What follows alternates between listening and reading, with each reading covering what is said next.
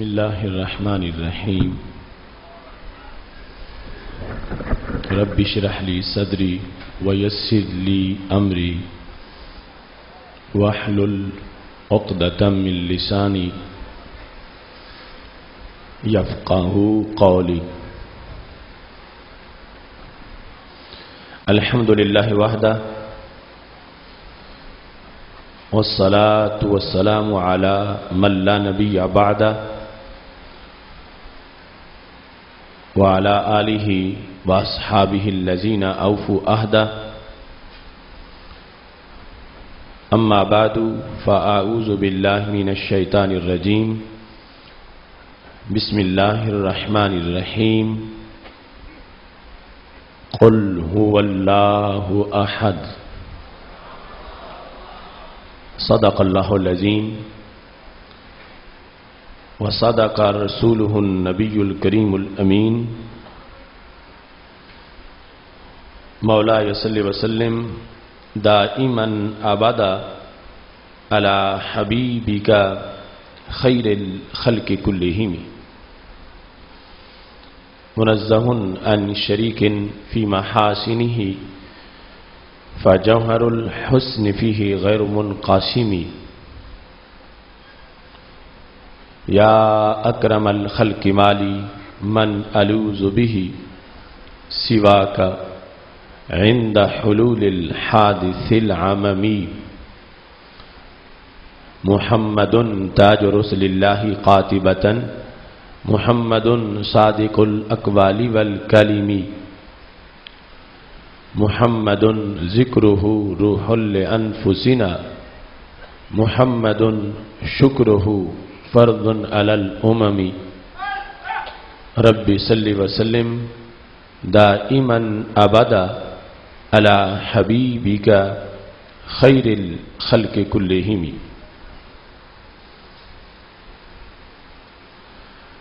توحید و رسالت کی خوشبو، توحید و رسالت کی خوشبو ہر سو پھیلا کے دم لیں گے، ہم فکر مدینہ کا پرچم ہر سو لہرا کے دم لیں گے۔ بس ایک الہ ہے اللہ ہی، معبود نہیں ہے اور کوئی، پیغام یہ نبیوں ولیوں کا دنیا کو سنا کے دم لیں گے۔ قسمت ہے کیا امت کی بھلی، نہ پھیل سکا یہاں شرک جلی، ہم شرک کے دعوے داروں کو توحید دکھا کے دم لیں گے۔ منظور نہیں یوں ملت کے خرمن کو شعلے راہ کریں، ہم فکر چمن کے اشکوں سے یہ آگ بجھا کے دم لیں گے۔ ہم بانٹ کے نور دماغوں میں اور ڈال کے تیل چراغوں میں، اس دیس کے چپے چپے سے ظلمت کو بھگا کے دم لیں گے۔ یہ وقت ہے خوب تیاری کا، اب آیا دور بیداری کا، ہم فکر رضا کی دستک سے سنی کو جگا کے دم لیں گے۔ یہ وقت ہے خوب تیاری کا، اب آیا دور بیداری کا، ہم فکر رضا کی دستک سے مسلم کو جگا کے دم لیں گے۔ یہاں قاتل بیٹھیں میلوں میں اور غازی تڑپیں جیلوں میں، ہم جبر کے ظالم ہاتھوں سے غازی کو چھڑا کے دم لیں گے۔ قرآن جلانے والوں کو، انسان ستانے والوں کو، اوروں کو دبانے والوں کو ہم پورا دبا کے دم لیں گے۔ جب مسلک میں سچائی ہے پھر کیوں مایوسی چھائی ہے، اسلاف سے جو دھن پائی ہے دن رات پکا کے دم لیں گے۔ میں کہتا ہوں بدخواہوں سے اٹھ جاؤ میری راہوں سے، مقروض ہے میری جان ابھی ہم قرض چکا کے دم لیں گے۔ نہ سوئیں نہ سستائیں گے، بس شوق سے منزل پائیں گے، گر رب نے مہلت دی آصف، ہر ظلم مٹا کے دم لیں گے۔ اللہ تبارک و تعالی جل جلالہ وعم نوالہ واتم برہانہ وعظم شانہ وجل ذکرہ وعز اسمہ کی حمد و ثنا اور حضور سرور کائنات، مفخر موجودات، زینت بزم کائنات، دستگیر جہاں، غم گسار زماں، سید سروراں، حامی بے قسام، قائد المرسلین، خاتم النبیین، احمد مجتبی جناب محمد مصطفیٰ صلی اللہ علیہ وآلہ واصحابہ وبارک وسلم کے دربار گہر بار میں ہدیہ درود و سلام عرض کرنے کے بعد زینت مسند صدارت قبلہ والد گرامی الحاج صوفی غلام سرور صاحب زید مجدہ، وارثان منبر و محراب، ارباب فکر و دانش، نہایت ہی معزز و محتشم حضرات و خواتین، رب ذوالجلال کے فضل اور توفیق سے ادارہ صراط مستقیم پاکستان کے زیر اہتمام گوجرانوالا کی سرزمین پر رمضان المبارک کے معطر لمحات میں 18ویں سالانہ فہم دین کورس میں آج ہماری گفتگو کا موضوع ہے عقیدہ توحید سے متعلق غلط فہمیوں کا ازالہ۔ میری دعا ہے خالق کائنات جل جلالہ ہمیں پیغام توحید ہر طرف پھیلانے کی توفیق عطا فرمائے، اور جو شکوک و شبہات کے دلدل میں پھنسے ہوئے لوگ ہیں ان کو اس دلدل سے نکالنے کی توفیق عطا فرمائے۔ رب ذوالجلال کا کروڑوں بار شکر ہے کہ جو سلسلہ رمضان المبارک کے آنے کے ساتھ ہی شروع ہوا، فہم دین کورس کا کارواں علم و حکمت کی مختلف وادیوں کی سیر کرتے ہوئے آج اپنی منزل کے قریب پہنچ گیا ہے۔ پورے کورس میں اہم سے اہم موضوعات منتخب کیے گئے تھے اور ان کے لحاظ سے گفتگو ہوتی رہی۔ عقیدہ توحید اور عقیدہ رسالت سے متعلق اس سے پہلے بھی ہمارے متعدد موضوعات ہو چکے ہیں، بالخصوص جو ہمارے مرکزی عقیدہ توحید سیمینارز ہیں ان میں بہت سے دلائل کو تفصیل کے ساتھ بیان کیا گیا۔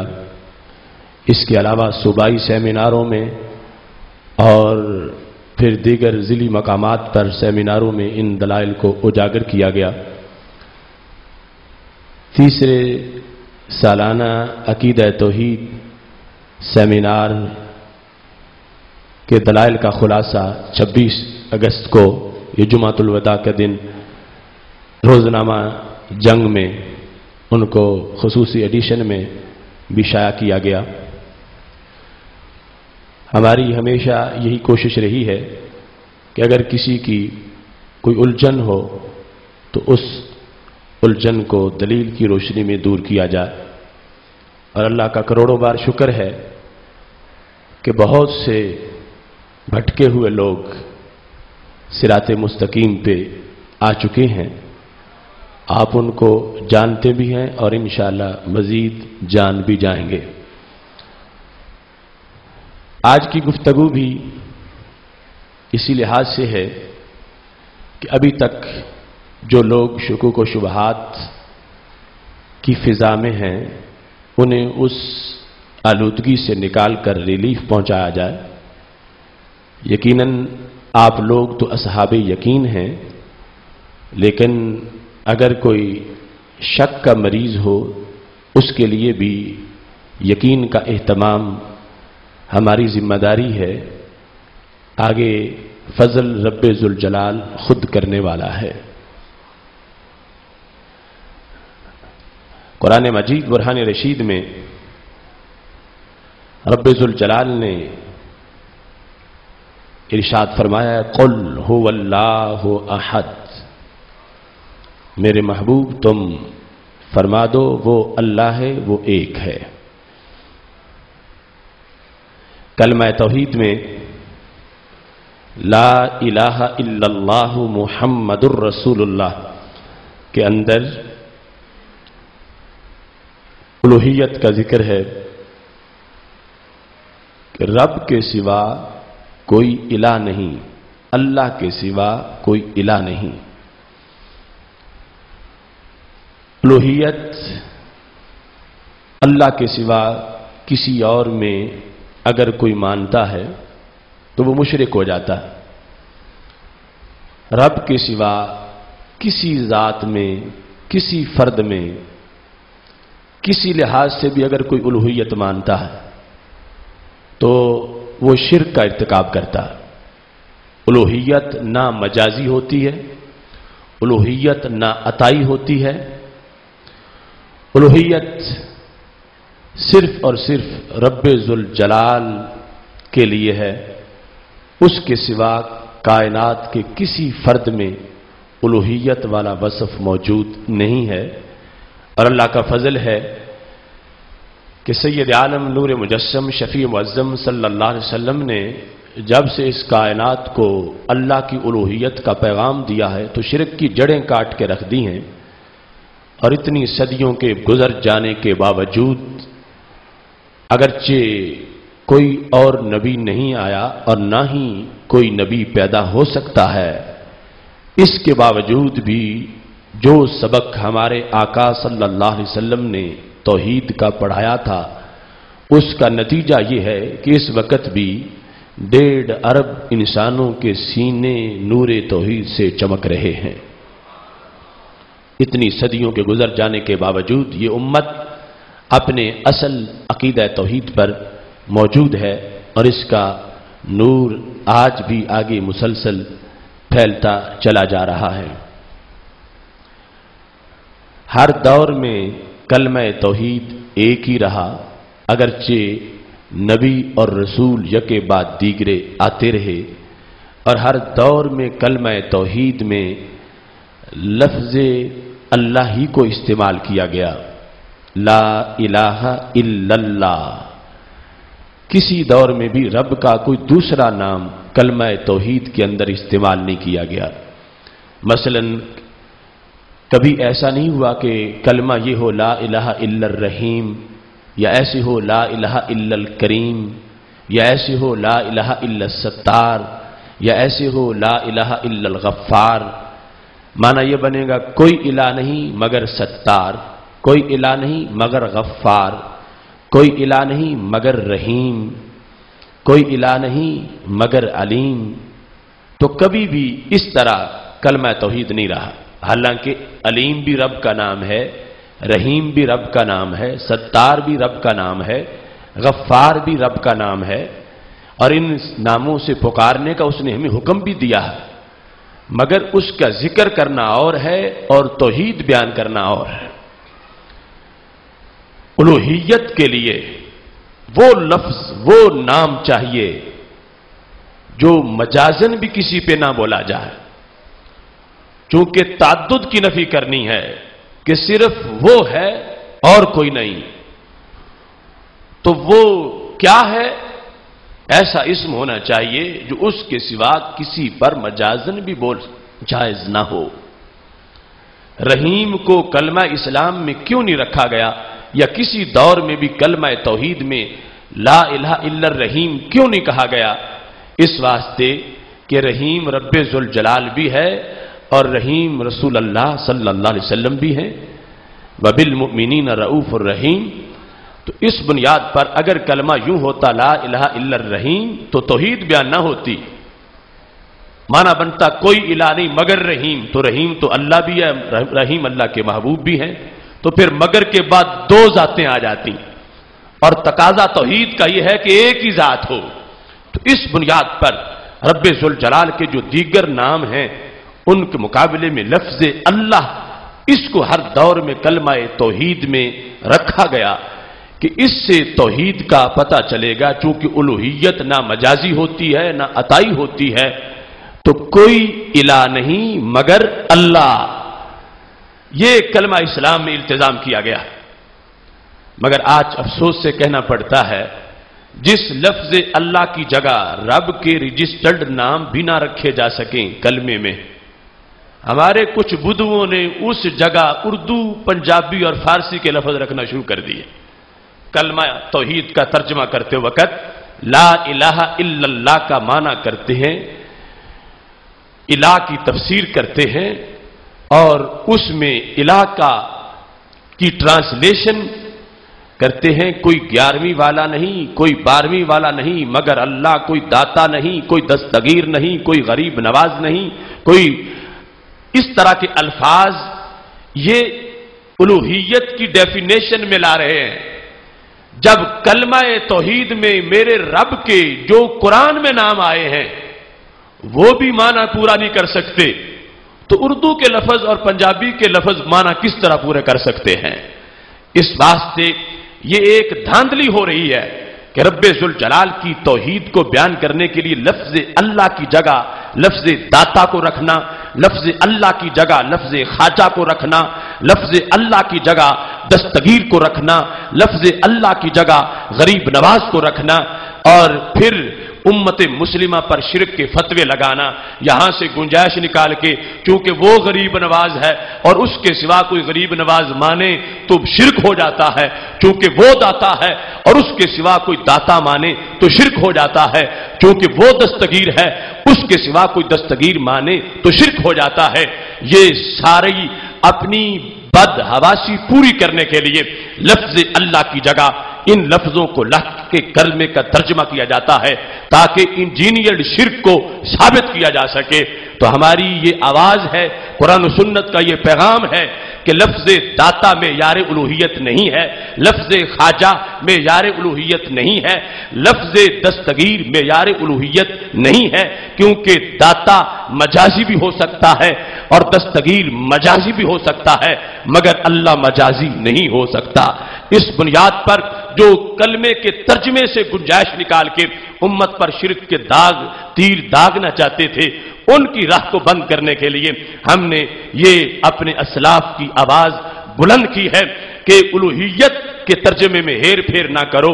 उलूहियत एक मखसूस चीज है जिसको लफ्ज रहीम से ना बयान किया जा सके, लफ्ज करीम से ना बयान किया जा सके, जिसको लफ्ज खबीर से सत्तार गफ्फार से ना बयान किया जा सके, उसे लफ्ज दाता से कैसे बयान किया जा सकेगा।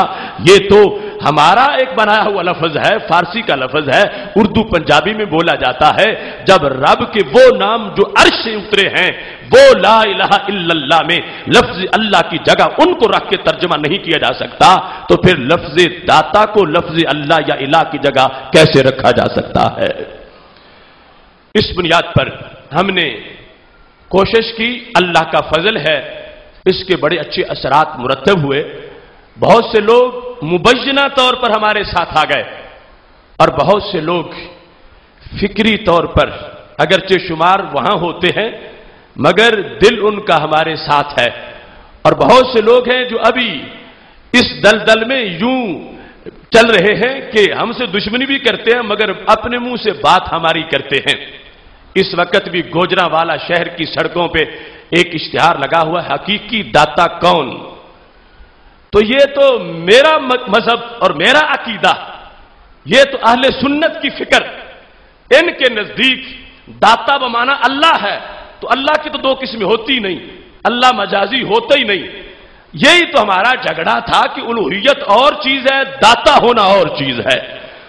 इलाह मजाजी नहीं होता, दाता मजाजी होता है, यह हमने मनवाना चाहा। تو انہوں نے اپنے اشتہاروں پہ لکھ دیا جب کوئی کہہ رہا ہے کہ حقیقی داتا کون، اب اس نے مانا ہے کہ کوئی مجازی بھی ہے، کوئی مجازی ہے تو پھر حقیقی ہے، جب مجازی ہوگا تو پھر حقیقی ہوگا۔ تو جب یہ اعتراف کیا جا رہا ہے کہ حقیقی داتا کون، تو یہی ہم نے کہا کہ حقیقی داتا رب ذوالجلال ہے، اس کے سوا کوئی حقیقی داتا نہیں ہے، مگر یہ داتا ہونا اللہ ہونا نہیں، داتا رب کا بندہ بھی ہو سکتا ہے۔ تو وہ جو ہم نے آواز بلند کی تھی اللہ کے فضل سے ان کے دلوں تک بھی پہنچ گئی ہے، اور اب خود یعنی جو ابھی ہم سے جھگڑا بھی کرتے ہیں، مقابلہ بھی کرتے ہیں، ان کو بھی ہماری بات لکھنا پڑ گئی ہے، اور اتنا واضح جلی الفاظ کے اندر حقیقی داتا کون یہ لکھ کر انہوں نے ہماری فکر پر آ جانے کا اعلان کر دیا ہے، اور انشاءاللہ بہت سے لوگ یہاں بھی آ کے اعلان کر دیں گے، اور آہستہ آہستہ دلدل میں مارے ہوئے، اندھیروں کے مارے ہوئے وہ نکلیں گے نور کی طرف۔ حقیقی داتا کون، یہ عقیدہ توحید سیمینار کے تسلسل کی برکت ہے کہ آج رب ذوالجلال کے فضل سے انہیں بھی ہوش آ گیا ہے کہ داتا کی دو قسمیں بنانی ہیں۔ ہم یہ جھگڑا کرتے تھے کہ داتا کی ایک قسم مت سمجھو، داتا کی دو قسمیں ہیں، ہاں اللہ کی دوسری قسم نہیں ہے، الہ کی دوسری قسم نہیں ہے۔ انہوں نے اشتہار چھاپ کے یہ واضح کر دیا کہ ہاں ہم مان گئے داتا دو طرح ہو سکتا ہے، حقیقی بھی اور مجازی بھی، مگر اللہ صرف حقیقی ہی ہوتا ہے، یعنی وہ مجاز میں آ ہی نہیں سکتا۔ اس بنیاد پر جو معیار الوہیت ہم نے بیان کیا، اس معیار الوہیت کی یہ برکت ہے کہ رب ذوالجلال کے فضل و کرم سے دوسرے لوگوں تک بھی یہ بات پہنچی ہے، اور میں اس کو پھر دوہرا رہا ہوں کہ الہ کا مطلب ہوتا ہے واجب الوجود ہونا اور مستحق عبادت ہونا، یہ اس کی شان ہے، وہ واجب الوجود بھی ہوتا ہے، مستحق عبادت بھی ہوتا ہے، اور ان دو صفتوں میں سے اللہ کے سوا کسی میں ایک بھی کوئی مانے تو مشرک ہو جاتا ہے، دونوں میں سے کوئی ایک۔ الاشراک اثبات الشریک فی الالوہیت بمعنی وجوب الوجود او بمعنی استحقاق العبادہ۔ شرک کیا ہے کہ رب کے سوا کسی کو واجب الوجود مان لینا یا کسی کو مستحق عبادت مان لینا۔ تو اس میں نے پچھلے سال کی بھی جو یہ نشست تھی اس میں واضح کیا تھا کہ ہمارا مخالف یا تو ویسے اس کی مت ماری گئی ہے اور یا خائن پرلے درجے کا ہے۔ ہم نے تعریف میں یہ نہیں کہا کہ اگر کسی کو واجب الوجود بھی مانا جائے اللہ کے سوا اور مستحق عبادت بھی مانا جائے تو پھر شرک ہوگا۔ ہم نے کہا دونوں میں ایک چیز مانی گئی پھر بھی شرک ہو جائے گا، چونکہ درمیان میں عربی زبان میں کلمہ او کا مطلب ہوتا ہے یا، تو یا سے پارٹیشن ہو جاتی ہے گفتگو کی۔ تم کہو کہ جس بندے نے عمرہ کیا ہے یا قرآن حفظ کیا ہے اس کے لیے یہ انعام ہے، تو اب مطلب کیا ہوگا، دونوں میں ایک صفت پائی جائے گی تو انعام اس کو مل جائے گا، یہ نہیں کہ دونوں ہوں تو پھر۔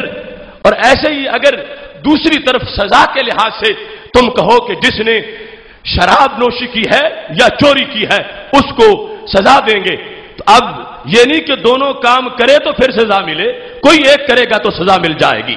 اس واسطے شرک کیا ہے، رب ذوالجلال کے سوا کسی کو واجب الوجود ماننا یا مستحق عبادت ماننا۔ تو اللہ کے سوا اگر کسی کو کسی نے واجب الوجود مانا اگرچہ مستحق عبادت نہ مانے پھر بھی مشرک ہے، اور اللہ کے سوا اگر کسی نے کسی کو مستحق عبادت مانا اگرچہ واجب الوجود نہ مانے پھر بھی مشرک ہے۔ یہ وضاحت ہم نے ہر عقیدہ توحید سیمینار بھی کی ہے۔ اس کے باوجود مجھے افسوس ہے کہ ایسے خطیب اور مخالف کیمپ کے اس طرح دھاندلی کرنے والے لوگ کہتے ہیں جو یہ معیار الوہیت بیان کرتے ہیں اس کے مطابق تو ابو جال بھی مشرک ثابت نہیں ہوگا۔ تو میں کہتا ہوں کیوں نہیں ثابت ہوگا؟ ابو جال اگرچہ اپنے بتوں کو واجب الوجود نہ مانتا ہو تو پھر بھی مستحق عبادت تو مانتا ہے، تو جو مستحق عبادت مانے رب کے سوا کسی کو وہ مشرک ہوتا ہے۔ تو اس بنیاد پر ابو جال شرک کے پھندے سے نہیں نکل سکے گا، وہ मुशरिक है, पक्का मुशरिक है।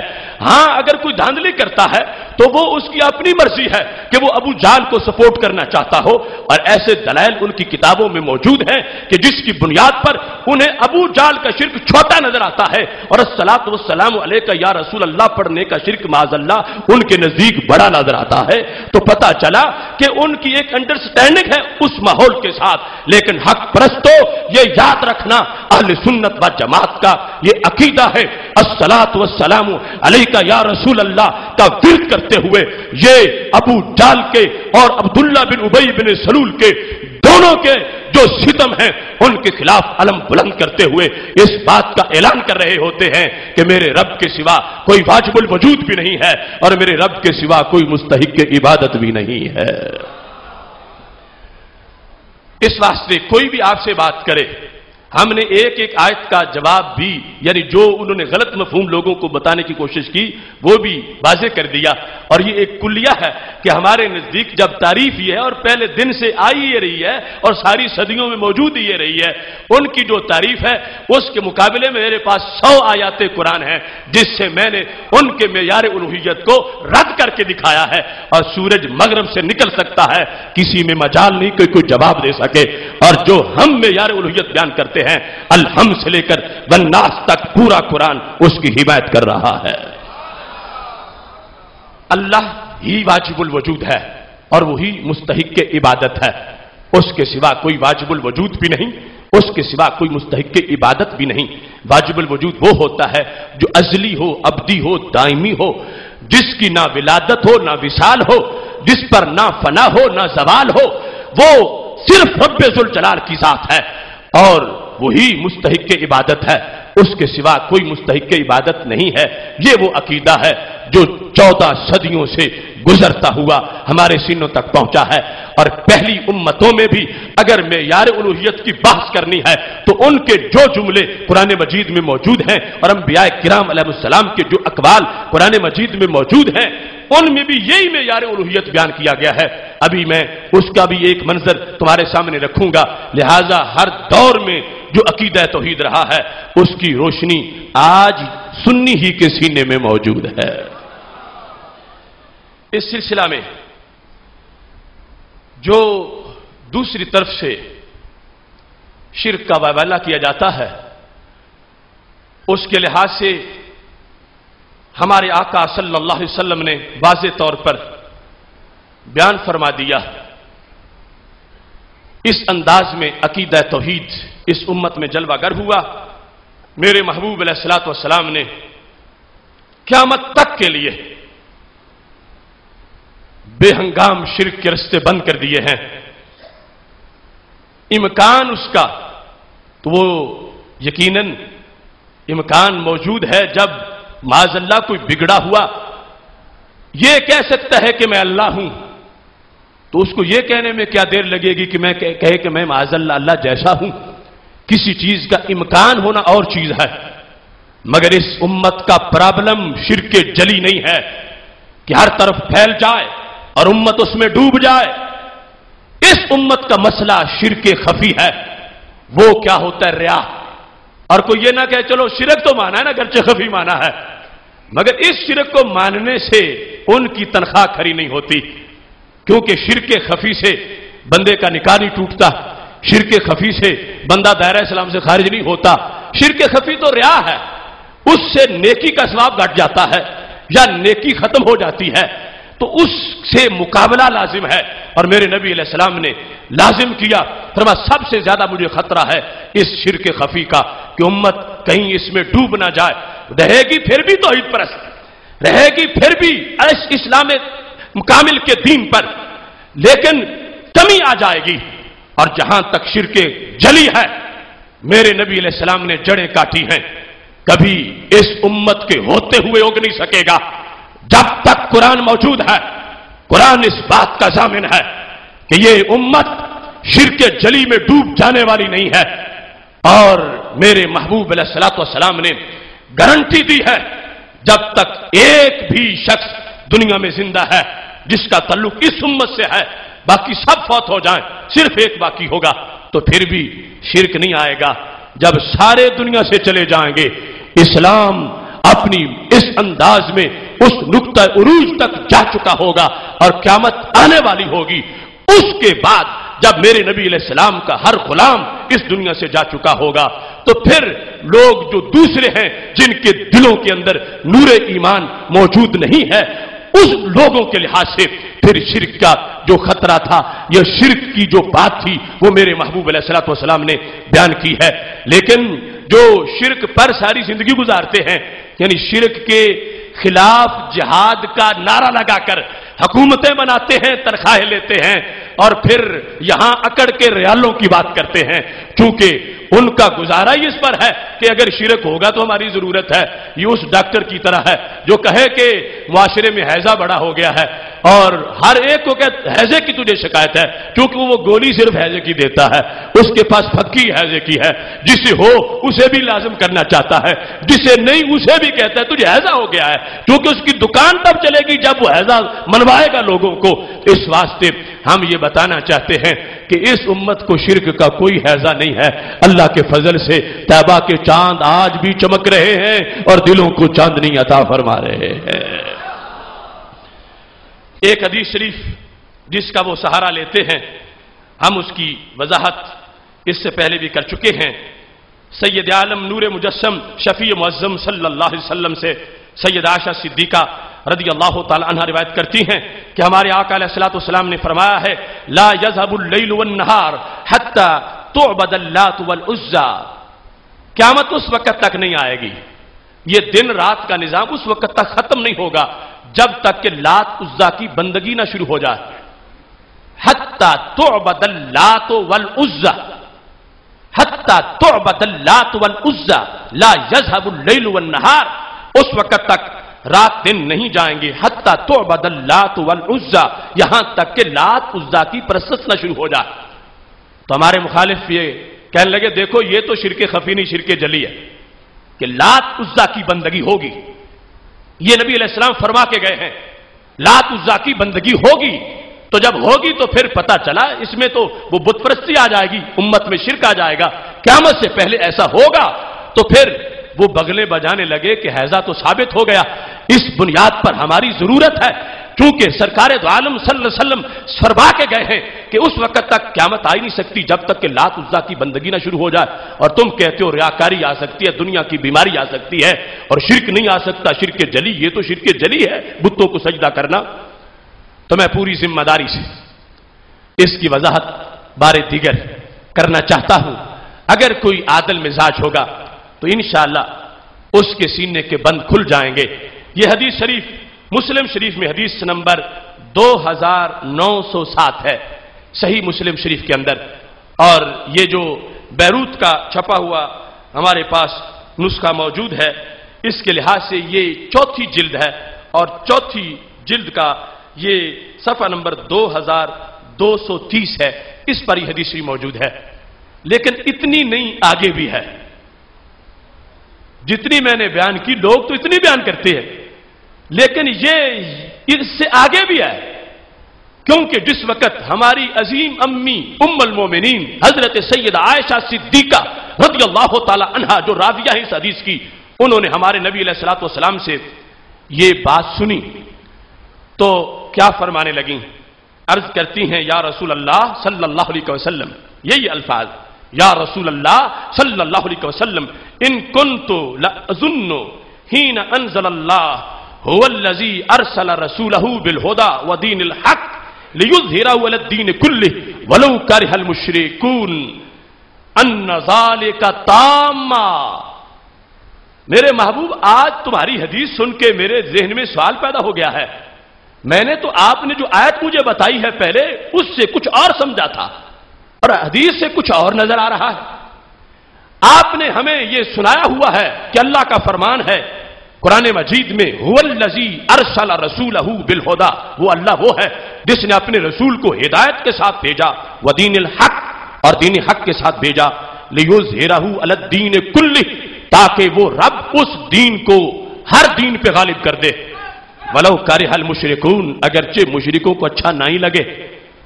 تو کہا یہ دین تو شرک روندنے کے لیے آ گیا اور غالب ہونے کے لیے آیا، تو کہتی ہیں ان کن تو لأظن محبوب، یہ میں نے تو سمجھا ہوا تھا کہ ان ذالک تام، اب اسلام آیا ہے تو تمام آیا ہے، یعنی تام ہوگا تو شرک ختم۔ تام کا تو یہی مطلب ہے، اور غلبے کا یہ مطلب ہے لیظہرہ علی الدین کلی، کہ اللہ اس کو ہر دین پہ غالب کر دے۔ تو غالب تبھی ہوگا کہ جب شرک ختم ہے۔ تو اب جو فرما رہے ہو کہ قیامت نہیں آئے گی جب تک کہ لات عزا کی بندگی نہ ہو جائے، اب آیت پاک میں اور حدیث میں تو تعارض آ گیا۔ یہ ام المومنین جن سے مسئلہ پوچھنے کے لیے مولا علی رضی اللہ تعالیٰ عنہ بھی تشریف لے جائیں، وہ صدیقہ بنت صدیق رضی اللہ تعالیٰ عنہا جو دین کے آدھے حصے کی آگے روایت کرنے والی ہیں تشریحات کے لحاظ سے، انہوں نے وہاں خود ہی سوال کر دیا، اور احسان ہے ہماری عظیم امی کا ہم پہ، اگر وہ نہ مسئلہ پوچھتی تو آج یہ بیوپاری شرک کے کہاں ہمیں آگے چلنے دیتے۔ تو دیکھو وہ لات عزا کی بندگی تو سرکار فرما گئے ہیں ہوگی اور پھر قیامت آئے گی، لیکن حضرت عائشہ صدیقہ رضی اللہ تعالی عنہا نے جب یہ سوال بنا کے پوچھا، محبوب ایک طرف آیت ہے اور اس سے جو کچھ میں نے سمجھا ہے، دوسری طرف آپ کا فرمان ہے۔ اب جو میں نے آیت سے سمجھا ہے اور جو اس کے حدیث سے سمجھ رہی ہوں، اس میں آپس میں تعارض آ گیا ہے۔ آیت کہتی ہے کہ یہ دین غالب آئے گا اور شرک ختم ہے، حدیث کہتی ہے کہ پھر قیامت سے پہلے شرک ہو جائے گا اور لات عزا کی بندگی شروع ہو جائے گی۔ اگر لات عزا کو سجدے پھر ہونے ہیں تو پھر اس دین کے غالب ہونے کا مطلب کیا ہو سکتا ہے؟ یہ سوال کر دیا حضرت عائشہ صدیقہ رضی اللہ تعالی عنہا نے۔ اب میرے محبوب علیہ السلام کا جواب سنو، تو کتنی خیانت ہے کہ پہلی بات کر کے آگے سوال جواب کا ذکر ہی نہ کرنا، اور صرف یہ لفظ نظر آنے پر کہ لات عزا کی بندگی ہوگی اسی پر بغلیں بجانا شروع کر دینا کہ شرک ڈھونڈنا تھا، شرک مل گیا ہے، شرک کی تلاش تھی، شرک کتابوں میں مل گیا ہے، مسلم میں مل گیا ہے، بخاری میں مل گیا ہے، امت شرک کرے گی۔ اپنی تنخواہوں کے لیے امت کو مشرک بنا کر امت کے پورے کردار پر پانی پھیرنے کی کوشش کرنا، میرے نبی علیہ السلام کے کار نبوت کا انکار کرنا، قرآن کے فیض کا انکار کرنا، اور 2/3 جنت کو بھرنے والی امت کی اکثریت کا انکار کرنا، یہ ان لوگوں کا وتیرہ بنا ہوا ہے۔ محبوب علیہ الصلوۃ والسلام نے فرمایا، سنو عائشہ، میں تمہیں دونوں باتوں کی وضاحت کر کے دکھاتا ہوں۔ محبوب علیہ الصلوۃ والسلام نے فرمایا، انہ سیکون من ذالک ما شاء اللہ۔ عائشہ سنو، اسلام بڑھ رہا ہے، پھیل رہا ہے، پھیلتا ہی چلا جائے گا جتنا رب چاہے گا۔ دوسری جگہ فرمایا، وہ مٹی کے گھر ہوں یا بدوؤں کے خیمے ہوں، وہ کوٹھیاں ہوں یا چھوٹی چھوٹی کٹیا کے مکان ہوں، میرا دین سب میں داخل ہو جائے گا۔ فرمایا، سنو عائشہ صدیقہ رضی اللہ تعالیٰ عنہ کے، سیکون من ذالک ما شاء اللہ، بڑھے گا، دنیا میں پہنچے گا، ہر طرف پھیل جائے گا۔ پھر کیا ہوگا؟ ثم یبعث اللہ ریحا طیبہ، پھر اللہ ایک پاک ہوا بھیجے گا۔ پاک ہوا، ہمارے بر صغیر میں ایک شخص کو ایک گندی ہوا کہیں نظر آئی اور اس نے کہا وہ چل گئی ہے، اور بر صغیر والے مشرک ہو گئے ہیں۔ محبوب علیہ الصلوۃ والسلام فرما رہے ہیں کہ پھر اب اگلے لفظوں سے پتہ چلے گا کہ پھر کا مطلب کیا ہے، پھر کتنی صدیوں کے بعد ہے، اور پھر کا زمانہ کون سا ہے۔ پھر ثم یبعث اللہ ریحا طیبہ، اسلام پھیلتا جائے گا، پھیلتا جائے گا، پھیلتا جائے گا، عروج ہوگا۔ پھر کیا ہوگا؟ اللہ ایک پاکیزہ ہوا بھیجے گا، تو کیا ہوگا؟ فَتُوفِّيَ كُلُّ مَنْ فِي قَلْبِهِ مِثْقَالُ حَبَّةٍ خَرْدَلٍ مِّنْ ایمان، وہ ہوا چلے گی تو جس کے دل میں رائی جتنا بھی ایمان ہوگا وہ فوت ہو جائے گا۔ جس کے دل میں رائی جتنا بھی ایمان، اب اس کے آگے تو کوئی درجہ ہی نہیں، رائی جتنا بھی ایمان جس دل میں ہوا وہ فوت ہو جائے گا۔ تو پھر فرمایا فَيَبْقَى مَن لَّا خَيْرَ فِيهِ، پیچھے صرف دتورے رہ جائیں گے، ला खैर फीह फयबका मन ला खैर फीह, पीछे वो रहेंगे जिनमें कोई खैर नहीं है। अब सुम्मा और फिर का माना समझो। फरमा दीन बढ़ेगा, शिरक नहीं होगा, लात उज़्ज़ा की बंदगी नहीं होगी, फैलता जाएगा जब तक रब चाहेगा, और फिर जाके अल्लाह एक हवा भेजेगा, वो पाक हवा होगी, वो जिसे लगेगी। जिसके दिल में भी ईमान होगा वो दुनिया से चला जाएगा। अगरचे ईमान राई जितना हो तो पीछे कौन रह जाएंगे? महबूब अलैहिस्सलाम फरमाते फयबका मन ला खैर फीह, वो रह जाएंगे जिनमें खैर नहीं, शारी शर है। तो फिर क्या होगा? फरमाया फयरजिऊना इला दीन आबाइहिम, वो लात को सजदा करेंगे, वो उज़्ज़ा को सजदा करेंगे। जिसके दिल में राई जितना भी मेरा दिया हुआ ईमान है, जब तक वो जमीन में है लात को सजदा कोई नहीं करेगा, उज़्ज़ा की बंदगी कोई नहीं करेगा। वो आज ये हैजे के इश्तिहार छापने वालों ने जो उम्मत को इस वक्त मुशरिक करार दे दिया, और अक्सर बिलाद इस्लामिया को मुशरिक कहा, और अक्सर मुसलमानों को अबू जाल से बड़ा मुशरिक कहा, और सहारा इसका लिया कि सरकार फरमाते हैं कि क़यामत से पहले पहले लात उज़्ज़ा की बंदगी शुरू हो जाएगी। तो मैं कहता हूं वो जमाना अभी नहीं आया। और इस बात पे कहते हैं कि अब मान गया है, कहता आएगा सही मगर बाद में आएगा। तुम कहते हो एतराज मुझ पे नहीं कर रहे, ये तो मेरे नबी की बात है। सरकार दो आलम नूर मुजस्सम शफी मुअज़्ज़म सल्लल्लाहु अलैहि वसल्लम ने फरमाया कि जब तक किसी एक के दिल में भी राई जितना ईमान होगा और वो जमीन पर होगा, उस वक्त तक लात उज़्ज़ा की बंदगी नहीं होगी। और जब राई जितना भी ईमान जिसके दिल में था वो सारे चले गए, सब फौत हो गए, सब फौत हो गए। चूंकि हदीस शरीफ के अल्फाज हैं कुल्ला मन फी क़ल्बिही, कुल्ला मन फी क़ल्बिही, जिसके दिल में भी राई जितना ईमान था, ईमान होगा, जब वो दुनिया से चला जाएगा तो फिर क्या होगा? फयरजिऊना इला दीन आबाइहिम, फिर अपने वो पुराने आबा के दीन की तरफ वो लोग लौट जाएंगे। इसको कहा कि अब लात उज़्ज़ा की बंदगी होगी जिस वक्त मेरा इस्लाम इस दुनिया को नवाज के, इस दुनिया को अजीम मरातब तक पहुंचा चुका होगा, और वो इस्लाम पर अजमतें पाके दुनिया में जा चुके होंगे। उसके बाद जाकर जिस वक्त सिर्फ शरीर लोग बाकी रह जाएंगे, फयरजिऊना इला दीन आबाइहिम, उस वक्त वो लोग अपने आबा के दीन की तरफ लौट जाएंगे। अब मुझे आप जवाब दो, क्या इस वक्त इस हदीस को इस हदीस से यह साबित किया जा सकता है कि अब शिर्क शुरू हो गया? बोलो, नहीं किया जा सकता। क्यों? इस वक्त तो 1.5 अरब है जिनके सीनों में ईमान है।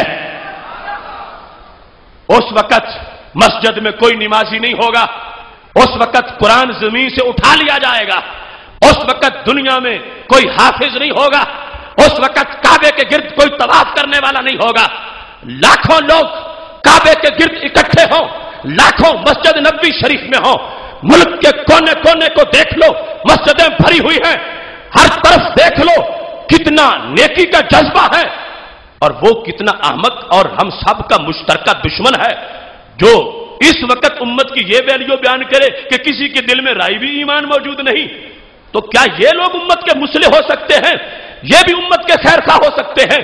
क्योंकि हुक्म वो साबित कर रहे हैं जो तब साबित होगा जब एक भी ऐसा नहीं होगा कि जिसके दिल में राई जितना ईमान हो। अगर अब ये मुसिर है तो फिर ये साथ रखो, पूरी मिल्लत इस्लामिया के खिलाफ इन लोगों ने अदम एतमाद कर दिया है, अपने लिहाज से भी बता दिया है।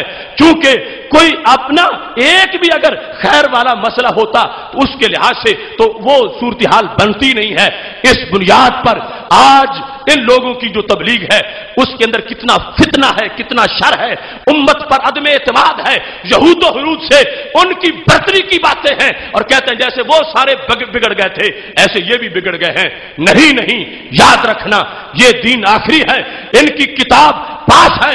जब किताब महफूज है, वो जो बदल गए थे उन्होंने आयतें भी बेच दी थी। इधर तो बच्चा बच्चा अलहम्द से लेकर वन्नास तक वही पढ़ता है जो सरकार पे नाजिल हुआ है। इस वास्ते हत्ता तुअबद लात वल उज़्ज़ा के लफ्ज पढ़ के कोई गुमराही फैलाने की मत कोशिश करे, वो अभी सदी नहीं आई, वो जमाना बड़ा दूर का है। उस वक्त की बात है जब हवा चलेगी और एक भी ऐसा बंदा कि जिसके दिल में राई जितना ईमान हो वो भी जमीन पे नहीं होगा, फिर जाकर जब सारे आले हक और राई जितना ईमान रखने वाले भी चले जाएंगे, फिर जाके जो होंगे वो लौट के अपने आबा के दीन की तरफ चले जाएंगे जिनके पास शर ही शर है। इस वास्ते ये उम्मत उम्मत तौहीद, ये उम्मत उम्मत खैर, ये उम्मत उम्मत दावत, ये उम्मत उम्मत अमर बिल मारूफ और नही अनिल मुनकर कल भी तौहीद और रिसालत के अकीदे का झंडा लहरा रहा था और आज भी गली गली नगर नगर हर जगह उसी अकीदे की खुशबू फैलाई जा रही है। मोहतरम सामीन हजरात, इस सूरत हाल में असल में चूंकि मामला यह है कि उनका पहले दिन ही जिस तरह हमारे एक हुक्मरान ने कहा था ना, अगर इस्लाम चाहिए तुम्हें तो फिर मैं तुम्हारे लिए जरूरी हूं, रेफरेंडम करवा दिया था, ऐसे ही इन लोगों ने अरब में यह नारा लगाया कि चूंकि शिर्क फैल गया है, अगर तौहीद चाहिए तो फिर हमारी जरूरत है, हुकूमत हमारी होगी। अब अगर हम तौहीद साबित कर दें कि शिर्क हुआ ही नहीं है तो उनका तो वो जवाज ही खत्म होता है जिसकी बुनियाद पर ताइफ के 60,000 मुसलमानों को शहीद किया गया, जिस बुनियाद पर मक्का शरीफ और मदीना शरीफ के लाखों मुसलमानों को तहकीक किया गया। वो सारे जुर्म सामने आते हैं, इस वास्ते उन्हें छुपाने के लिए उल्टा चोर कोतवाल को डांटे, वो हर तरफ शिरक की बातें और अपने रियाल देकर फिर शिरक के फतवे, इस तरह की सूरत हाल हो रही है। अगर मैं आपको इससे एक अगली बात की तरफ ले जाऊं तो आप हैरान होंगे कि इनकी दिल के अंदर जो एक वाम है, तबाहु में शिरक है, एक मरज है या शिरक फोबिया है, उसका तो अगर कोई चाहे तो इलाज हो ही नहीं सकता, चूंकि कोई बीमारी हकीकी होती कहीं और उसके लिहाज से कोई तड़प होती दूर करने की तो बीमारी को दूर किया जाता। ये उम्मत बीमार नहीं है। हां ठीक है, बदअमली आ गई है, दुनिया की मोहब्बत आ गई है, दिरमो दिनार और पैसा और कारोबार उसकी धूल में गुम हो गई है। और अगर शिर्क आ जाए तो फिर जहां शिर्क हो वहां उम्मत कैसे होती है? क्या उम्मत मुस्लिमा और उम्मत मुशरिका, क्या एक वक्त उनका इत्तेहाद हो सकता है कि मुसलमान भी हो और साथ मुशरिक भी हो? ऐसा कभी नहीं हो सकता। इसकी दलीलें ही वो जंग अखबार के एडिशन में सारी छपी हुई हैं। इस वास्ते उम्मत की बेस माननी पड़ेगी, है उम्मत, है मुसलमान और आगे बदअमल होती जा रही है, आगे रियाकार होती जा रही है। उसके खिलाफ जिहाद हो, रियाकारी को दूर करने के लिए, बदअमली को दूर करने के लिए और यानी फहाशी को दूर करने के लिए, जिना को और शराब को दूर करने के लिए ये हर वक्त जिहाद जरूरी है। इन जालिमों ने जो दावत काम करने की थी और बदों का रास्ता रोकने की थी, वहां से सारी तवज्जो हटा के इस्लाम वालों पर शिरक के फतवे लगाने के लिए दिन रात कोशिश शुरू कर दी है। और फिर वो जो बदी के रास्ते हैं वो इस लिहाज से उनको सपोर्ट किया जा रहा है। मैं अपनी बात पर फिर अल्लाह का शुक्र अदा करता हूं कि इस वक्त जो सबसे अहम मसला था उस बुनियाद पर अकीदा तौहीद और रिसालत की आवाज बुलंद करना यह हम सब का मुश्तरका फर्ज है और इंशाअल्लाह जब तक जान में जान है इस फर्ज की अदायगी होती रहेगी। इन लोगों के नजदीक अगर मैं बताऊं कि मुशरिक कौन कौन हैं तो आप कहेंगे फिर जन्नत में पीछे जाएगा कौन? यानी वो बहुत से लोग जन्नत में जाएंगे कौन के लिहाज से यह है कि चूंकि जन्नत 2/3 हिस्सा हमारी है, 2/3 वो हमारी है। फिर जन्नत में अतुशरून सफ़ा समानूना मिनहा मिन उम्मती, मेरे नबी अलैहिस्सलाम ने फरमाया जन्नत की कुल 120 सफ़े होंगी और 80 सफ़े मेरे गुलामों की होंगी। और जैसे इन लोगों ने हाथ में डंडा पकड़ा है और जो वहीद उस जमान रो पड़ा था अपने जमाने में और उसने लिखा कि हमारे ये भाई शिद्दत कर रहे हैं और इस्लाम का दायरा तंग कर रहे हैं और मुसलमानों को धक्के मार मार के शिरक के इल्जाम लगा के बाहर निकाल रहे हैं। ये हदियतुल महदी से तफसीलन पहले बयान हो चुका है। अब ये मेरे पास एक रिसाला है जिसका नाम मुहद्दिस है, ये लाहौर से छपता है, मगर इसके अंदर जो हवाला है वो यहां के मुफ्ती साहब का नहीं, वो वहां के मुफ्ती का है और छोटा मुफ्ती नहीं, शेख मोहम्मद बिन साले उसैमीन, जिसका लिटरेचर हज पर भी बांटा जाता है और ये हज पर बांटे गए लिटरेचर से इधर दिया गया है, हज से मुतालिक बाज अहम फतावा, ये उन्वान है। اور پھر اس کا ترجمہ کر کے یہاں لاہور سے شائع کیا گیا. یہ رسالہ اکتوبر 2010 کا ہے. اس میں ایک سوال پوچھا گیا. سوال: ایسا شخص جو نہ تو نماز پڑھتا ہو اور نہ ہی روزہ رکھتا ہو، اس حالت میں اس کے حج کے بارے میں کیا حکم ہے؟ اس حالت میں اس کے حج کے بارے میں کیا حکم ہے؟ اب آپ جانتے ہیں کہ ہمارے ماحول میں بدقسمتی سے بہت سے بندے ایسے ہیں جو نماز روزہ اس سے محروم ہیں. ہم ان کو سمجھاتے ہیں، شیطان ان کو ورغلاتا ہے تو اپنی طرف لے جاتا ہے، اور پھر ان کے لیے آخری سہارا کیا ہے؟ کہتے چلو اللہ کے گھر چلتے ہیں تو رب بخش دے گا اور توبہ کر لیں گے. اب یہاں پوچھا گیا مفتی صاحب سے، حرم کے مفتی سے، کہ ایسا بندہ جو نماز نہیں پڑھتا، روزہ نہیں رکھتا اور حج کرنے چلا گیا ہے، اس کا حکم کیا ہے؟ مفتی صاحب کا جواب سنو. نماز کو ترک کر دینا کفر ہے اور ملت اسلامیہ سے خارج کر دینے والے اور ابدی جہنم کا موجب ہے.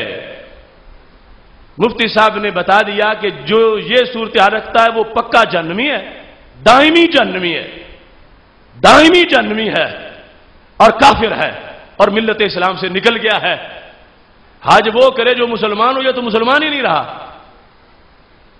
اس نے ایسا جرم کیا ہوا ہے جس سے یہ ملت سے نکل گیا، اسلام میں نہیں رہا، ملت سے نکل گیا، تو اس کو کافر ثابت کر دیا. چلو کافر تو ثابت ہوا ہی، آگے آیت کیا پڑھتے ہیں جواب دینے کے لیے کہ اب اس کو حج کی اجازت نہیں ہے. جو یہاں نماز نہ پڑھے وہ حج کرنے نہیں جا سکتا. کیوں؟ دلیل کیا ہے؟ دلیل یہ ہے یا ایھا الذین آمنوا انما المشرکون نجس. اندازہ لگاؤ. یا ایھا الذین آمنوا انما المشرکون نجس فلا یقربوا المسجد الحرام بعد عامہم ھذا. اے ایمان والو، مشرک پلید ہیں، لہذا اس سال کے بعد یہ مسجد حرام کے قریب نہیں آنے چاہیے. یہ آیت پڑھی گئی کس بندے کے بارے میں؟ جو مسلمان ہے، رب کو مانتا ہے، رب کے نبی علیہ السلام کو مانتا ہے، آخرت کو مانتا ہے، کتابوں کو مانتا ہے، فرشتوں کو مانتا ہے. ہاں بد عمل ہے، فاسق و فاجر ہے، مگر توحید پرست ہے. وہ صرف ایک اللہ کو مانتا ہے اور سارا اس کے عقیدے کا معاملہ معتقدات سارے موجود ہیں. لیکن اسے کیا کہا گیا؟ کافر. اور کافر پر بھی گزارا نہیں ہوا، چونکہ اصل تنخواہ تو اور لفظ سے ملتی ہے. تو اس کے بارے میں آیت پڑھی جا رہی ہے کہ چونکہ یہ مشرک ہے اور مشرک پلید ہوتا ہے اور پلید بندہ کعبے میں نہیں جا سکتا، لہذا اس کا حج نہیں ہو سکتا. اب آپ اندازہ لگا لیں، انما المشرکون نجس، یہ آیت جن لوگوں کے بارے میں اتری تھی وہ پارٹی اور آج کا یہ بے عمل مسلمان، ان کے نزدیک دونوں برابر ہیں. جواب یہ دیا جا رہا ہے کہ جو بندہ تارک نماز ہے، منکر نماز نہیں، نماز کا تارک ہے، نماز پڑھتا نہیں ہے، یہ بندہ حج نہیں کر سکتا. کیوں نہیں کر سکتا؟ کہ اللہ کہہ رہا ہے کہ مشرک پلید ہوتا ہے، مشرک پلید ہوتا ہے، وہ کعبے میں نہیں داخل ہو سکتا، لہذا اس بندے کو کعبے میں داخل نہ ہونے دیا جائے. اب آپ اندازہ لگائیں کہ ان کے لحاظ سے جو شرک ہے اس کے لیے ان کی کتنی امیدیں ہیں اور کتنے لوگوں کے لحاظ سے ہے. مشرک کا لفظ اور پلید کا لفظ، حالانکہ اسی کو خود ویزا بھی دے دیں. حالانکہ اب کون ہے جو حج کا ویزا دیتے وقت یہ کہے کہ پہلے بتاؤ نمازیں ساری پڑھتے ہو اور روزے بھی رکھتے ہو؟ یہ کوئی نہیں پوچھتا. اور فتویٰ کیا ہے کہ جو ایسا بندہ ہے وہ ایک تو کافر ہے اور کافر ہونے کے ساتھ ساتھ مشرک بھی ہے، پلید ہے، لہذا اس کے لیے یہ جائز نہیں ہے کہ اس کو اجازت دے دی جائے. ترجمے میں لکھا بے شک مشرک ناپاک ہیں، وہ اس سال کے بعد مسجد حرام بھی نہ آنے پائیں. اور آگے تبصرہ کیا ہے؟ اس حالت میں اس کا حج قبول نہیں ہے، وہ کفر کی حالت میں حج کر رہا ہے اور کافر کی عبادت قبول نہیں ہوتی. اب آپ دیکھیں کہ ملت اسلامیہ کے خلاف یہ اقدام، وہ علیحدہ آری ہے کاٹنے والی کہ جو کہے یا رسول اللہ صلی اللہ علیہ وسلم وہ بھی مشرک، جو کہے یا علی وہ بھی مشرک، وہ علیحدہ ایک سلسلہ ہے۔ اور یہ دوسری طرف جو بد عملی ہے اس کی وجہ سے بندہ دائمی جہنمی نہیں ہوتا، اس کی وجہ سے وہ ہو سکتا ہے رب اس کو ویسے ہی معاف کر دے، کیونکہ اس نے شرک تو نہیں کیا، اس نے صرف نماز ہی نہیں پڑھی، روزہ نہیں رکھا، جرم اس کا ہے، کبیرہ گناہ ہے، مگر یہ شرک تو نہیں ہے کہ کہا جائے کہ مشرک ہو گیا ہے اور پلید ہو گیا ہے اور اس کو کعبے میں داخل نہ ہونے دیا جائے۔ اس واسطے یہ ہے ناہنجار سوچ، یہ ہے وہ کہ تلوار ہے اسلام، دین قرآن و سنت کا علم، مگر پکڑانی چاہیے جس کو کچھ سمجھ ہو۔ اگر پاگل کو تلوار پکڑا دی جائے تو اس کو پتہ نہیں یہ مارنی کسے ہے۔ اب انما المشرکون نجس، یہ تھا مشرکوں کے بارے میں، بے نمازیوں کے بارے میں نہیں تھا۔ بتایا جائے ورنہ اس وقت کون تھا صحابہ میں سے جو بے نماز اور رب نے یہ آیت نازل کی ہو کہ نبی یہ جو تمہارے صحابہ میں سے نماز نہیں پڑھتے ان کو مسجد حرام میں داخل نہ ہونے دو۔ ایسا تو کوئی تصور ہی نہیں ہے، نہ ان میں کوئی بے نماز تھا اور نہ کسی کے بارے میں آیت نازل ہوئی، وہ تھی وہ ابو جال کے چیلوں کے بارے میں کہ ان کو مسجد حرام میں مت داخل ہونے دو۔ اور عجیب بات ہے، ادھر چلو ٹھیک ہے اس نے جرم کیا، گناہ گار ہے اور گناہ گاری تو وہاں جا کے بخشے جاتے ہیں، اور یہ پابندی لگا رہے ہیں کہ ایسا بندہ وہاں داخل نہیں ہو سکتا کیونکہ پلید ہے، اور پلیدی کون سی ہے؟ شرک والی ہے، مشرک ہے، مشرک ہے۔ بے نمازی کو مشرک کہنا یہ قرآن و سنت سے غداری ہے، بے نمازی کو مشرک کہنا یہ شریعت اسلامیہ کے ساتھ خیانت ہے۔ قرآن کی کوئی آیت، نبی علیہ السلام کا کوئی فرمان، میں ببانگے دہل کہتا ہوں صحیح تو صحیح حدیث رہی، ایک ضعیف فرمان بھی نہیں ہے کہ سرکار نے بے نمازی کو مشرک کہا ہو۔ کسی حدیث میں کسی آیت میں بے نمازی کو مشرک نہیں کہا گیا۔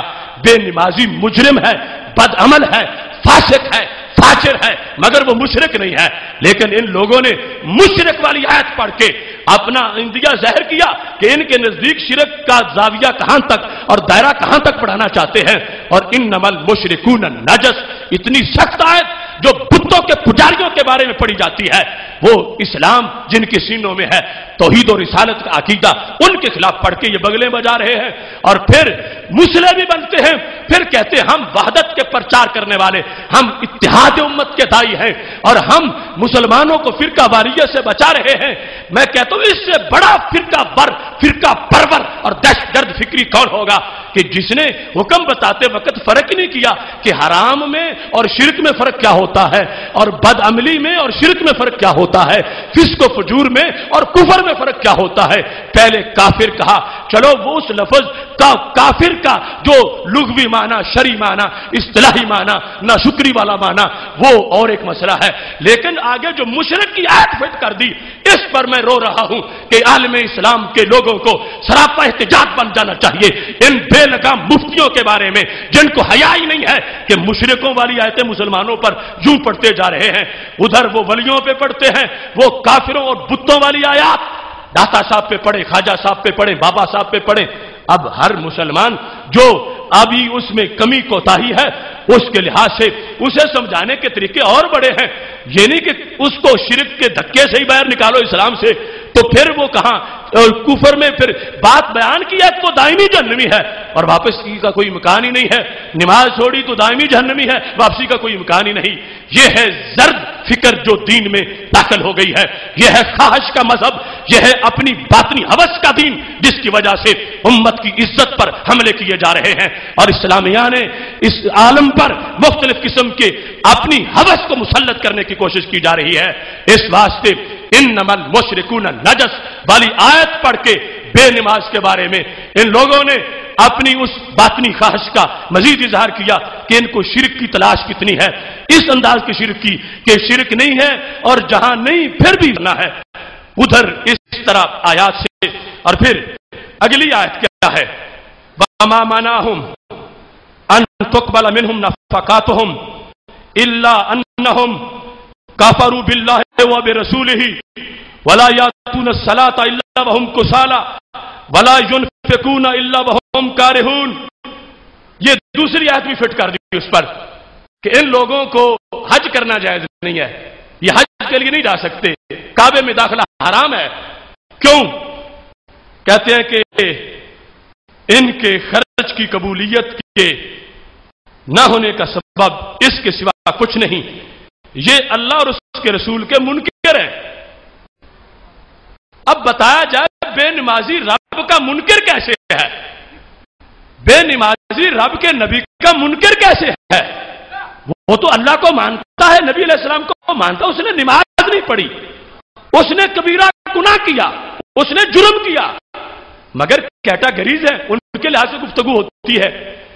یہ آیت جو نازل ہوئی منافقوں کے بارے میں اور وہ مسلمانوں کے بارے میں جو بد عمل مسلمان ہے اس کے بارے میں پڑھی جا رہی ہے، تو یہ بھی قرآن سے غداری اور خیانت ہے۔ اور اس میں یہ کہا اور بڑی کاہلی سے نماز کو آتے ہیں اور برے دل سے ہی خرچ کرتے ہیں۔ اب ادھر حکم بے نماز کا بیان کرنا ہے اور آیت وہ ہے کہ جس میں نماز پڑھتے ہیں مگر سستی سے پڑھتے ہیں، وہ منافقوں والی آیت جو ہے اس کو بھی انہی پر چسپاں کر دیا۔ اور اس کے بعد پھر تیسری آیت بے نمازی کی شامت آ گئی، اسے جو نبوی اسلوب ہے اس کے مطابق دعوت نماز دی جائے، لیکن ان کا ڈنڈائزم جو ہے کہ اپنی مرضی ہے، جو فتویٰ دے کون روکے گا۔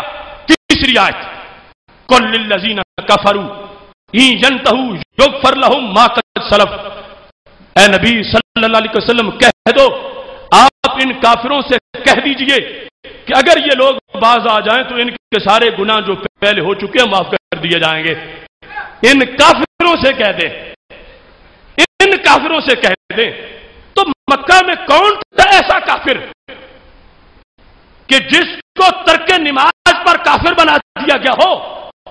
مدینہ شریف میں کون تھا ایسا کہ جس کو ترک روزہ کی وجہ سے کافر کہہ دیا گیا ہو اور یہ آیت اتری ہو؟ قل للذین کفروا، چونکہ صیغہ ہے ماضی کا، اس وقت تک یہ کام ہو چکا تھا جب آیت نازل ہوئی تھی۔ تو کون کون سے تھے؟ ایک بھی کوئی ایسا بتایا جائے کہ جس نے کلمہ پڑھا ہوا ہے اور نماز نہیں پڑھتا اور قرآن کہہ رہے کافر ہے؟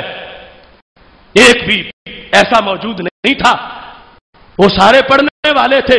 یہ کافرو انہیں نہیں کہا گیا جن کے دل میں ایمان اور ایقان ہو اور نماز نہ پڑھتے ہوں، یہ کافرو بتوں کے پجاریوں کو، ابو جہل کے حواریوں کو، عبداللہ بن ابی بن سلول کے چیلوں کو کہا گیا۔ تو یہ دیکھو 3 آیات پڑھ کے جواب دیا جا رہا ہے۔ تینوں آیات جو بت پرستوں مشرکوں کے بارے میں ہیں وہ اس مومن کے بارے میں پڑھی جا رہی ہیں۔ یہ ہے عدم توازن دین کے لحاظ سے، یہ ہے فکری آوارہ گردی، اور یہ ہے سوچ کی دہشت گردی، ایک وہ ظاہری، ایک یہ باطنی ہر لحاظ سے۔ اور افسوس یہ ہے کہ وہاں سے یہ فتوے داغے جا رہے ہیں جہاں ساری دنیا کو پیغام امن ملنا چاہیے، پیغام راحت ملنا چاہیے، پیغام سرور ملنا چاہیے، اور اس سے پھر آگے جو ریالوں پر پلتے ہیں ان کے حافظے مزید اور ان کی تقریریں مزید بے لگام ہو جاتی ہیں۔ اس لیے یہ صورتحال، امت نے کوئی جرم نہیں کیا، امت آج بھی امت توحید ہے۔ جنہیں شرک نظر آ رہا ہے یہ صفراوی مرض کے مریض ہو گئے ہیں، انہیں ویسے ہی وام ہو گیا ہے۔ امت اب بھی رب کعبہ کی قسم ہے، وہ حضرت موسیٰ علیہ السلام کی قوم جس وقت پیچھے پکڑنے والے آ گئے، قرآن کہتا ہے انہوں نے کہا انا لمدرکون، ہم پکڑے گئے، ہم پکڑے گئے، ہم پکڑے گئے۔ انہوں نے کہا کلا ان معی ربی سیہدین، رب میرے ساتھ ہے، رستہ بنا لے گا۔ رستہ سمندر میں بن گیا، اب پار نکلے تو ان کو رب نے کتنا نوازا تھا، چاہیے تھا ان کی بوٹی بوٹی سے بھی اللہ اللہ کی آواز آتی، لیکن اتو اللہ قوم یعکفون اللہ اصنام لہم، بتوں کے پاس سے گزرے، پوجا ہو رہی تھی۔ قالوا یا موسیٰ اجعل لنا الہا کما لہم آلہہ، کہنے لگے موسیٰ تم کس رب کے سجدے کرواتے ہو، ہمیں اس جیسا کوئی بت دو، ہم بھی اس کو پوجتے پھریں۔ حیا نہ آئی ان لوگوں کو نبی کے سامنے بالمشافہ کلمہ پڑا اور بالمشافہ شرک کی اجازتیں مانگنا شروع ہو گئے. ابھی 14 صدیاں نہیں گزری تھی اور 14 دن بھی نہیں گزرے تھے، اتنے میں عقیدہ وہ کھوکھلا ثابت ہوا. کروڑوں سلام ہو طیبہ کے چاند کو، فاران کی چوٹی پہ کھڑے ہو کر جو انہوں نے توحید کی اذان دی تھی، آج بھی اس پورے مجمع میں اگر کوئی بدبخت آ کے کہے کسی کو چلو اٹھو میرے ساتھ چلو تمہیں سونے میں تولتا ہوں، بس ایک مرتبہ بت کے سامنے جھک جاؤ، سب سے ان پڑھ بھی کہے گا میں سونا تیرے منہ پہ مارتا ہوں، میں بت کو سجدہ نہیں کروں گا. یہ کوئی تجربہ کر کے دیکھ لے. بلا وجہ اس امت کی عظمت کا انکار ہو رہا، بلا وجہ اس امت کی شان پر حملے کیے جا رہے ہیں. ہاں جو کمزوری ہے اس سے کمزوری سمجھ کے دور کرنا چاہیے، اور جس حقیقت پر ہے وہ تو شان ہے ہماری، اس امت کی آن ہے. اگر آخری نے بھی پہلی امتوں کی طرح بدل جانا ہوتا تو یہ آخری نہ ہوتی، پھر آخری کوئی اور ہوتی، پھر قرآن کسی اور کو دیا جاتا، پھر آخری نبی کسی اور امت کیا نبی ہوتے. ہمارے آقا صلی اللہ علیہ وسلم نے جس انداز میں تبلیغ کی اس کا یہ اثر ہے کہ آج بھی گلی گلی نگر نگر ہر طرف توحید اور رسالت کے جھنڈے لہراتے نظر آتے ہیں. محتشم سامعین حضرات، اب اس سلسلہ میں چند باتیں مزید بڑی قابل غور ہیں. مجھے اس بات کا احساس بھی ہے کہ وقت کی نزاکت ہے، لیکن جو اوروں کی حماقت ہے اس کے پیش نظر ہمیں ذرا اس مسئلے کو مزید کھول کے بیان کرنا ہوگا. وہ جہاں جہاں بھی میرے خلاف بولیں، مجھے دوستوں نے کہا تجھے یہ بھی کہا، تجھے وہ بھی کہا، میں نے کہا مجھے جو بھی کہا مجھے خوشی ہے کہ مجھے کہا، میرے داتا کو تو نہیں کہا. مجھے جو بھی کہا وہ مجھے کہا تو مجھے خوشی ہے کہ میرے محبوب حضرت محمد مصطفیٰ صلی اللہ علیہ وسلم کی شان کی طرف تو نظر میلی سے نظر سے متوجہ نہیں ہوا. اس واسطے ہم ان کی ایسی کسی بات کا جواب نہیں دیں گے. جہاں جہاں ہمارے سیمینار کے بعد اس سیمینار کے جواب دینے کی کوشش انہوں نے کی، 200 250 400 بندہ ہمارا وہ 1 لاکھ سے زائد اجتماع توحید کے نام پر پاکستان کی سرزمین پر یہ ریکارڈ اجتماع ہے جو رضا کے بیٹوں نے منعقد کیا ہے. اب اس صورتحال کے اندر جو دھواں وہ چھوڑے اس دھویں کی ہمیں کوئی پرواہ نہیں ہے، اس واسطے کہ ان کی مہک نے دل کے غنچے کھلا دیے ہیں. اس مہک کے ہوتے ہوئے اس دھویں کی کوئی حیثیت نہیں ہے. لیکن جو آیات کے لحاظ سے واردات کرتے ہیں اس میں کچھ لوگ بیچارے پھر پریشان ہو جاتے ہیں. اگر قرآن ہاتھ میں ہے اور قرآن پڑھ رہے ہیں تو پھر سچے ہیں. اس سلسلہ میں چونکہ ہم نے متعدد بار کہا ایک من دون اللہ ہے، ایک باذن اللہ ہے، اور اللہ والوں کو بتوں کے ساتھ مت ملاؤ، یہ سب کچھ کرتے ہیں رب کے اذن سے کرتے ہیں، اذن سے کرتے ہیں. اس پر ان کے ایک مفتی نے بڑی ایڑی چوٹی کا زور لگانے کے بعد کہا میں اب رستہ اس کا بند کرتا ہوں، اذن سے یہ لوگوں کو اغوا کر رہا ہے، ہمارے لوگوں کو خراب کر رہا ہے. تو آیت قرآن مجید سے ڈھونڈ کے لے آیا کہ یہ جو تم اذن کہتے ہو یہ تو جادوگروں کے پاس تھا، اور پھر کیا تم اپنے ولیوں کو جادوگر سمجھتے ہو؟ اور کیا تم اپنے انبیاء علیہ السلام کے بارے میں ایسا تصور رکھتے ہو؟ آیت پڑھتا ہے سورہ بقرہ آیت نمبر 102، وَمَا هُمْ بِضَارِّينَ بِهِ مِنْ أَحَدٍ إِلَّا بِإِذْنِ اللَّهِ، کہ جادو والے جادو کے ذریعے سے کسی کو نقصان نہیں دیتے مگر رب کی اذن کے ساتھ. इल्ला बिइज़्निल्लाह, इल्ला बिइज़्निल्लाह। तो अगर तुम हर फजीलत बयान करते हो कि सरकार अल्लाह के इज़्न से ये करते हैं और दाता साहब अल्लाह के इज़्न से ये करते हैं, तो ये अल्लाह के इज़्न तो जादूगरों के पास। वमा हुम बिदार्रीन भी मिन अहदिन इल्ला बिइज़्निल्लाह, ये बिइज़्निल्लाह जो करते हो, ये इज़्निल्लाह तो जादूगरों के लिहाज से कुरान मजीद में बयान किया गया है। तो फिर इससे तुम्हारा मसलक साबित नहीं होता। मोहतरम सामीन हजरात, इस सिलसिला में एक तफसीली बहस है, लेकिन उसको मुख्तसर करने की कोशिश करूंगा। कायनात में जो कुछ भी होता है, पत्ता भी जुम्बश करे तो मेरे रब के हुक्म से करता है। कायनात में दूसरा कोई रब है ही नहीं जो किसी और को कुछ दे, इस तरह कर। इस कायनात में जो बंदा भी जुम्बश कर रहा है, रब की दी हुई ताकत से कर रहा है। अगर कोई नमाज पढ़ता तो वो तौफीक भी रब ने दी है, और अगर कोई चोरी कर रहा है तो वो ताकत किसी और माबूद की नहीं, कोई और है ही नहीं, ताकत वो भी रब की दी हुई है। हाँ, आगे इस्तेमाल बंदा अपनी मर्जी से कर रहा है। अब जिस वक्त बयान किया जाएगा कि एक शख्स जिना कर रहा है और दूसरा नमाज पढ़ रहा है, तो इन दोनों का जो अमल है उसके पीछे ताकत किसकी दी हुई है? तो ताकत अल्लाह की दी हुई है।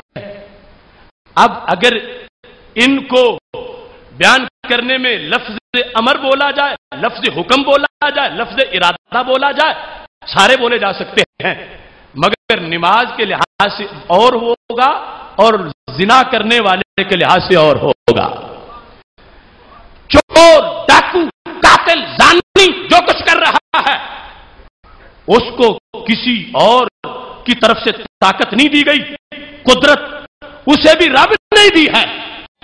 अगर रब्बे जुल जलाल की दी ताकत ना होती तो उठ के चल ना सकता, चला है तो उसकी दी हुई ताकत से चला है।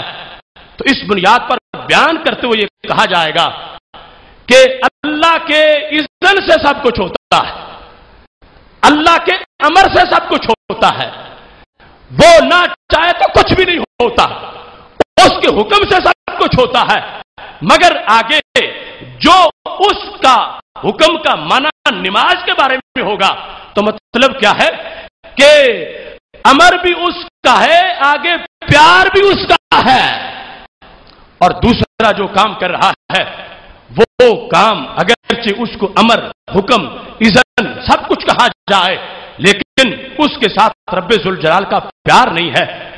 हां, चूंकि सारी कायनात में राज उसका है, पावर उसकी है, ताकत उसकी है, और कोई है ही नहीं ताकतें देने वाला, और कोई है ही नहीं। तौहीद यह है कि ताकत उसी की दी हुई है।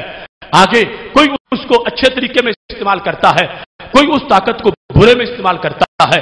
इख्तियार से अच्छे में करे तो बायसे सवाब होता है, बुरे में वो ताकत लगाए तो अजाब उसको होता है।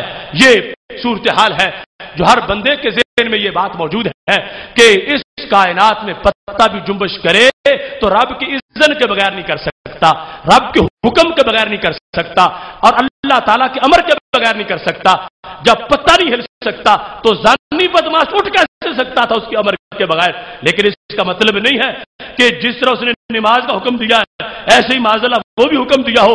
वहां हुक्म का माना और, वहां अमर का माना और, वहां इरादे का माना और। इस बुनियाद पर जिस वक्त हम देखते हैं तो एक इज़्न वो है जो जादूगर की जादूगरी में है, दूसरा इज़्न वो है कि जो मेरे नबी की बंदा परवरी में है। वो जादूगर की जादूगरी जो है उसमें जो इज़्न है उस काम से रब को प्यार नहीं है, और जो मेरे महबूब कर रहे हैं रब की तौफीक भी है, रब का प्यार भी है। ये खारजी सोच है कि दोनों को एक साथ में लाके खड़ा कर दिया जाए। अब इस पर मैं आयत पेश करता हूं, आप खुद समझते जाओगे और खुद इस पर फैसला करोगे। अल्लाह ताला इरशाद फरमाता है, वमा असाबाकुम यौम अल्तक़ल जमआन फबिइज़्निल्लाह वमा असाबकुम यौम अल्तक़ल जमआन। सूरह आले इमरान है और आयत नंबर 166 है। ये मेरे हाथ में रब का कुरान है। वमा असाबकुम यौम अल्तक़ल जमआन फबिइज़्निल्लाह।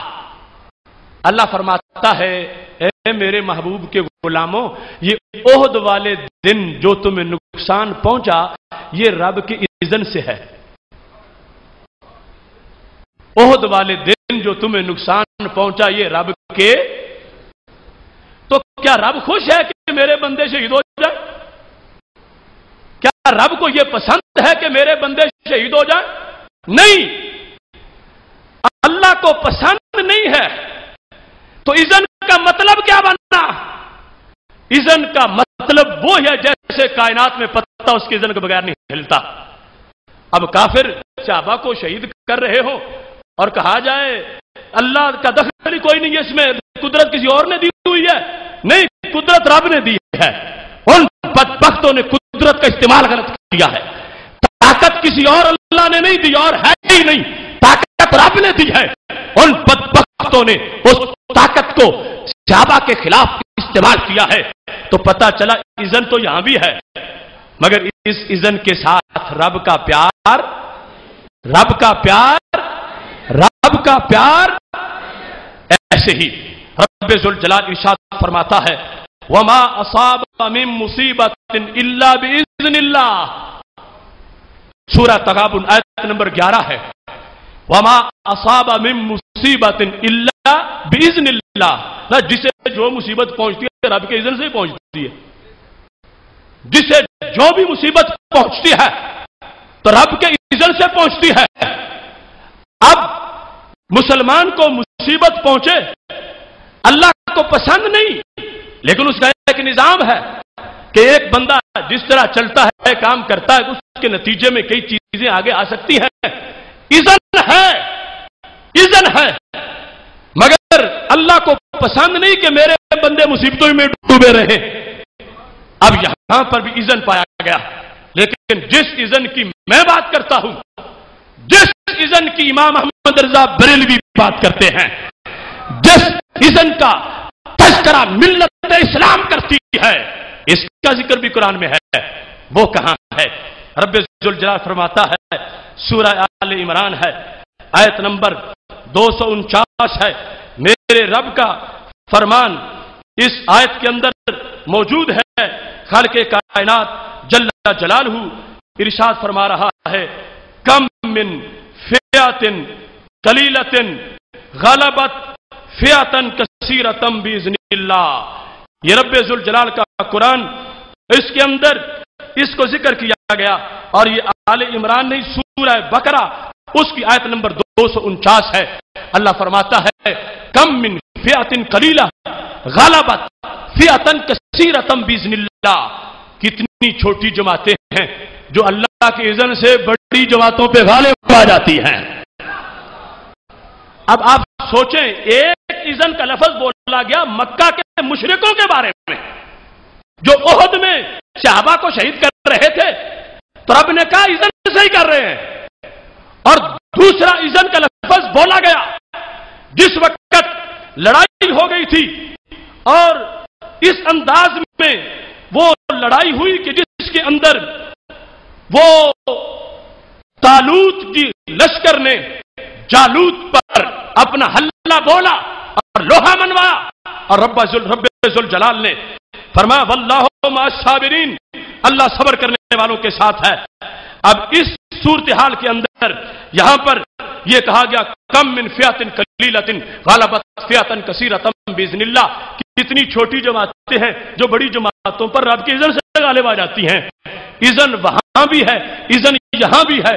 जो इज़्न का लफ्ज बोला गया मक्का के मुशरिकों के बारे में, उसका मफहूम और है, और जो इज़्न बोला गया इस्लाम के शेरों या नबियों के पैरोकारों के बारे में, वहां इज़्न का मतलब और है। अब इस बुनियाद पर यह फर्क वाज़ेह हुआ कि अल्लाह का इरादा तो दोनों तरफ है, वहां भी है, यहां भी है। जो कुछ ओहद में हुआ रब का इरादा ना होता तो कैसे होता, ना हो कभी मुमकिन ही नहीं था।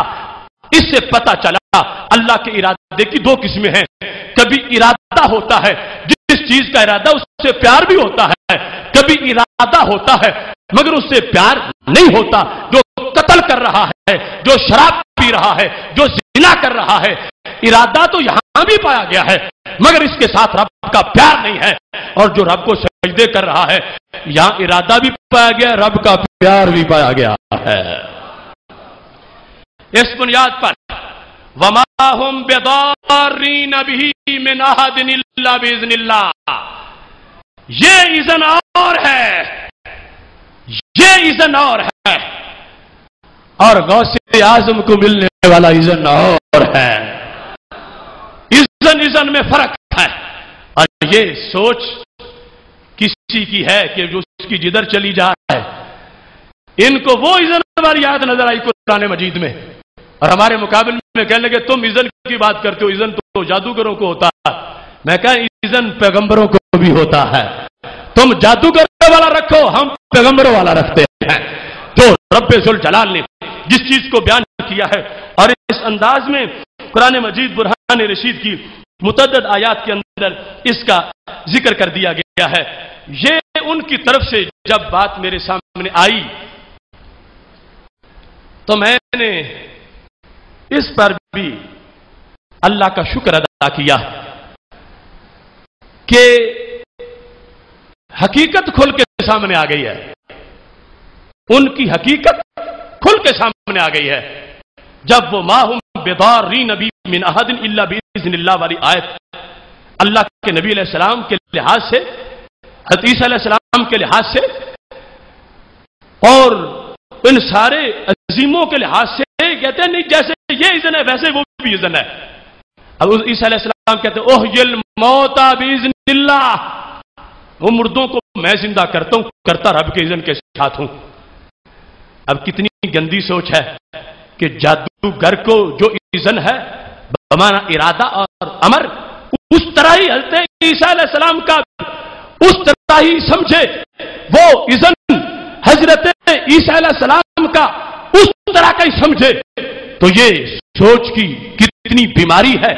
वो हज़रत ईसा अलैहि सलाम जो कह रहे हैं ओहिल मौता बिइज़्निल्लाह, मैं मुर्दों को जिंदा करता हूं। अब यहां पर इरादा भी है अल्लाह का, और अल्लाह को इससे प्यार भी है।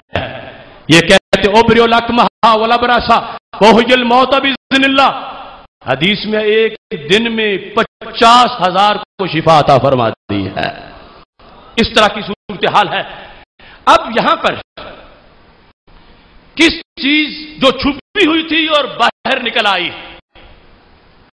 वो चीज है मुशरिकीन मक्का से फिक्री मुशाबहत।